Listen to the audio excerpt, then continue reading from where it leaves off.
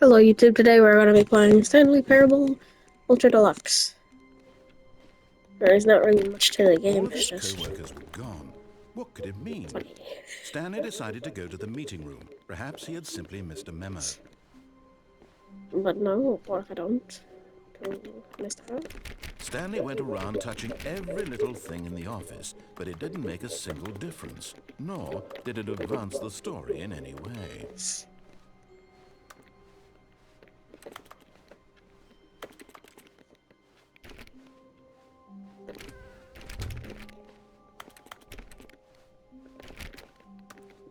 When Stanley came to a set of two open doors, he entered the door on his left. Do we go to the door on the right? Or to the left? Because he said to the left.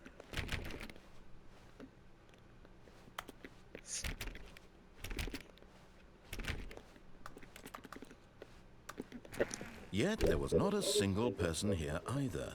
Feeling a wave of disbelief, Stanley No wonder decided to why. go up to his boss's office, hoping he might find an answer there. Hmm.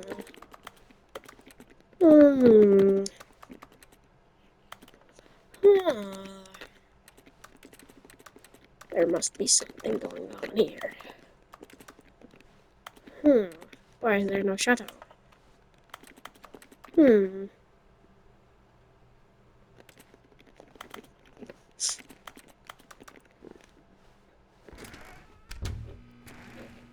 Going in my back cave. Stanley stepped into the Okay. broom closet, but there was nothing here. Okay. So he turned around and got back on track.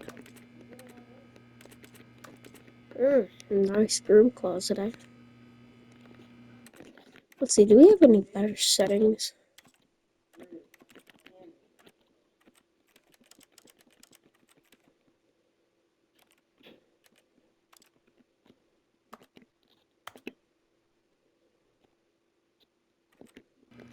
There was nothing here. No choice to make, no path to follow, just an empty broom closet. No reason to still be here. Yep. I'm okay, I'm done.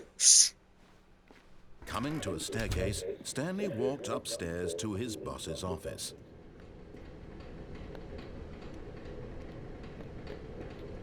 What is this?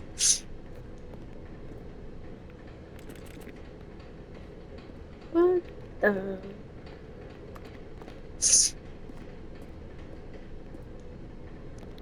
Nope, I'm good. Wait, can we drive the car? But Stanley just couldn't do it. He considered the possibility of facing his boss. Admitting he had left his post during work hours, he might be fired for that. And in such a competitive economy, why had he taken that risk? All because he believed everyone had vanished? His boss would think he was crazy. And then something occurred to Stanley. Maybe, he thought to himself, maybe I am crazy. Yeah, maybe I All am my crazy. co-workers blinking mysteriously out of existence in a single moment for no reason at all. Yeah. None of it made any logical sense. And as Stanley pondered this, he began to make other strange observations. For example, why couldn't he see his feet when he looked down? Why did doors Why close can't I? automatically behind him wherever he went? And for that matter, these rooms were starting to look pretty familiar. Were they simply repeating?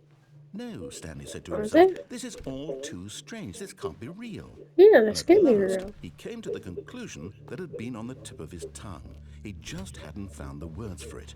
I'm dreaming, he yelled. This is all a dream. Oh, what a Yep. relief Stanley felt to have finally found an answer, an explanation. His co-workers weren't actually gone. He wasn't going to lose his job. He wasn't crazy after all. And he thought to himself, I suppose I'll wake up soon. I'll have to go back to my boring real-life job pushing buttons. I may as well enjoy this while I'm still lucid. So, he imagined himself flying and began to gently float above the ground.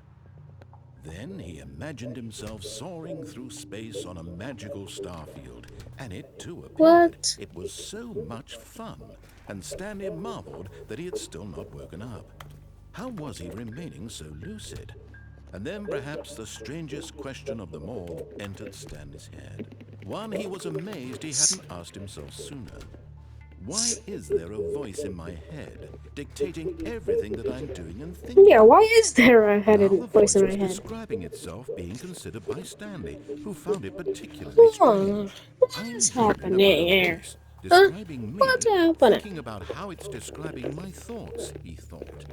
And while he thought it all very odd and wondered if this What voice spoke is to all happening, people eh? in their dreams, the truth was that, of course, this was not a dream. How could it be? Was Stanley What could simply this be? deceiving himself, believing that if he's asleep, he doesn't have to take responsibility for himself?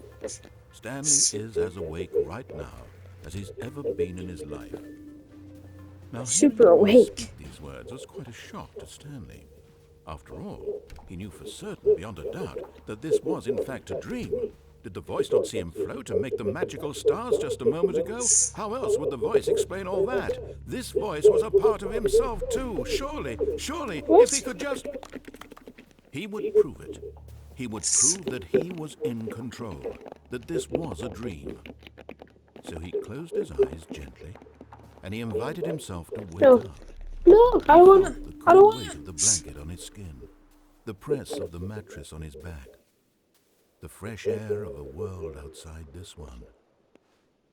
Let me wake up, he thought to himself. Let me wake up. I'm through with this dream. I wish it to be over.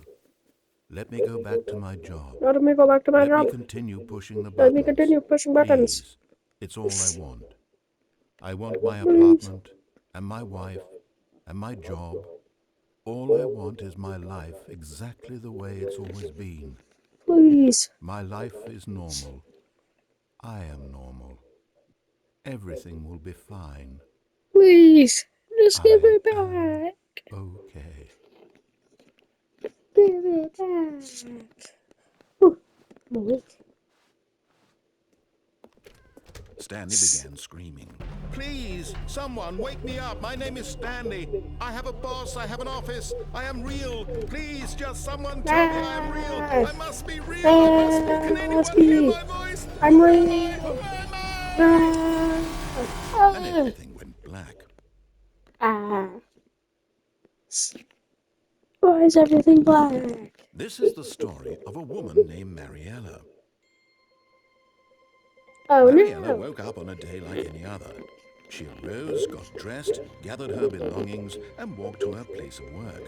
But on this particular day, her walk was interrupted by the body of a man who had stumbled through town talking and screaming to himself, and then collapsed dead on the sidewalk. And although she would soon turn to go call for an ambulance, for just a few brief moments, she considered the strange man. He was obviously crazy. This much she knew. Everyone knows what crazy people look like. And in that moment, she thought to herself how lucky she was to be normal. I am sane. I am in control of my mind. I know what is real and what isn't. It was comforting to think this, and in a certain way, seeing this man made her feel better. Oh no. But then she remembered the meeting she had scheduled for that Help day. me. The very important people whose impressions of her would affect her career, and by extension, the rest of her life. She had no time for this, so it was only a moment that she stood there, staring down at the body. And then she turned and ran. No. Help me. Don't run.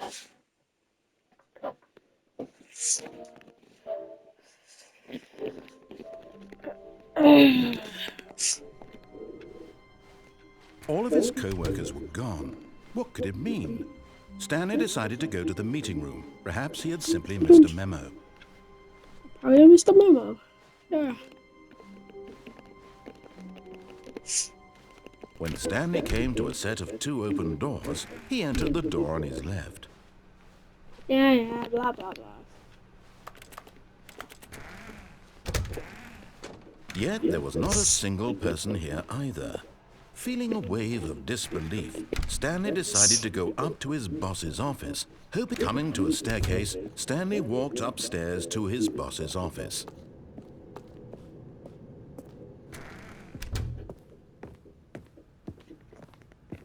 Stepping into his manager's office, Stanley was once again stunned to discover not an indication of any human life. Shocked, unraveled, Stanley wondered in disbelief who orchestrated this. What dark secret was being held from him? What he could not have known was that the keypad behind the boss's desk guarded the terrible truth that his boss had been keeping from him. And so the boss had assigned it an extra secret PIN number, 2845. But of course, Stanley couldn't possibly have known this. Yet incredibly, by simply pushing random buttons on the keypad, Stanley happened to input the correct random buttons, boy, random buttons. Amazing. Heck yeah, He stepped into the newly opened passageway. What is this? The pyramid scheme. I have to get out. Where is it? Where is it? Where is it? I need to get out. Down.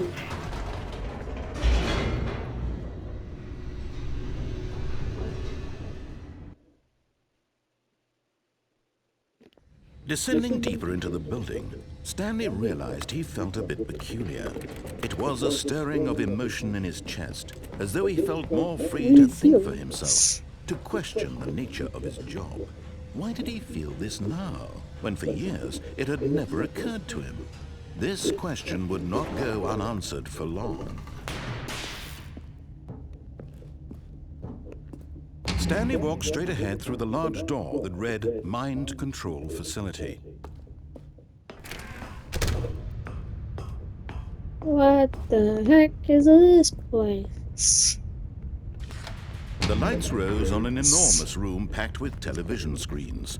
What horrible secret did this place hold? Stanley thought to himself. Did he have the strength to find out?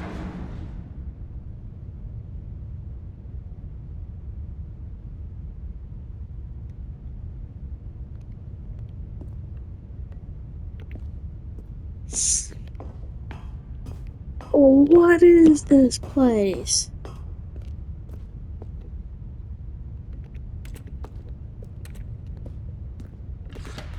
Now the monitors jumped to life, their true nature revealed.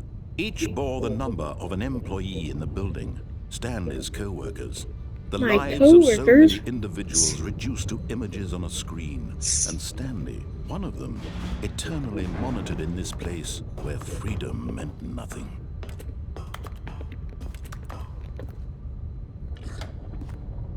This mind control facility, it was too horrible to believe. It couldn't be true.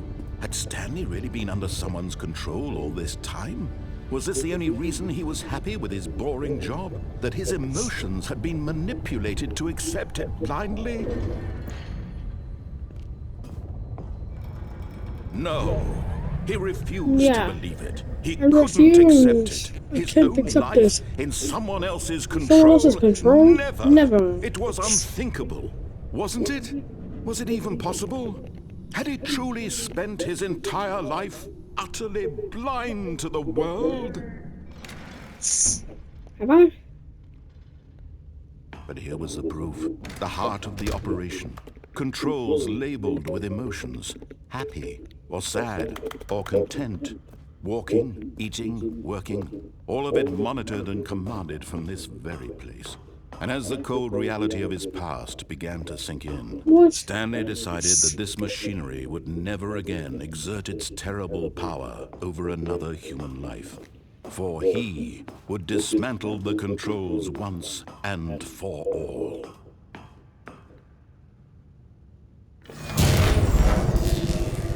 I turned it off.